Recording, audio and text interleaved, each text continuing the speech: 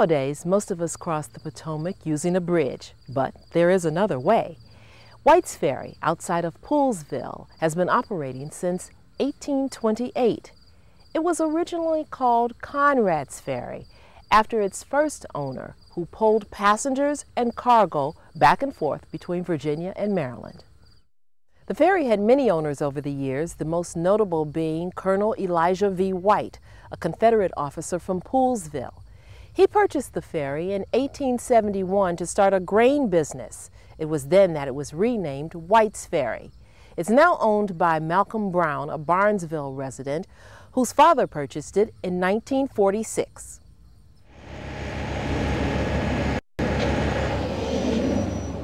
Around the turn of the century, it was owned by the Williams family. I guess they got it from Elijah V. White.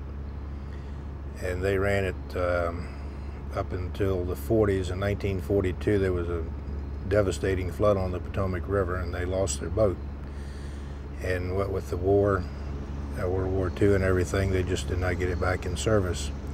Then after the war, my father and two fellows from Virginia, Lucas Phillips, Judge Phillips, and Ralph Altizer got together and bought the property from the Williams family and got an old Army barge and started the service back up.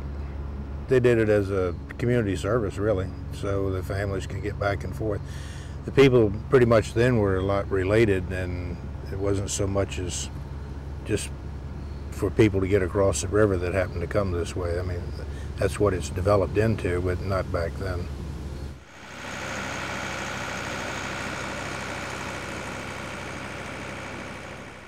I got involved with the ferry in 1972. I agreed to come down here and manage it for a year, and I've been here ever since, but not a lot of traffic back then either, not like today.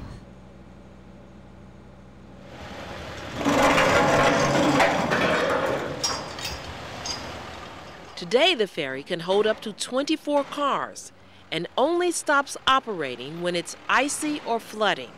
This is far different from Mr. Conrad's vessel. There is only one thing, however, that is the same. It is still a captive ferry.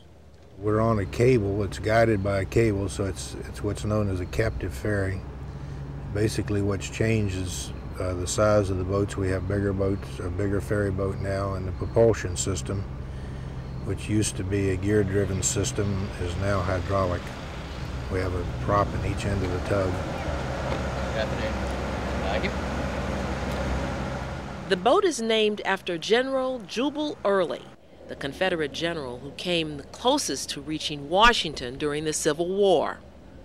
In 1953, when they built the first steel boat, which is up by the entrance here, and we still have it, my father and Ralph Altizer and Lucas Phillips debated on a name for it, and they ended up picking Jubal Early because after the Civil War, he never swore allegiance to the United States, and he fled to Mexico for a period of time, and it was kind of like a rebel, and I guess he appealed to them, so they named the boat Jubal Early.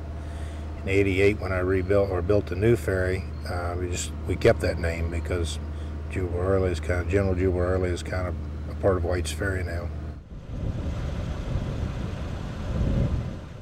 Running the ferry isn't easy. Flooding is a major challenge, and in recent years, Mother Nature hasn't been very kind.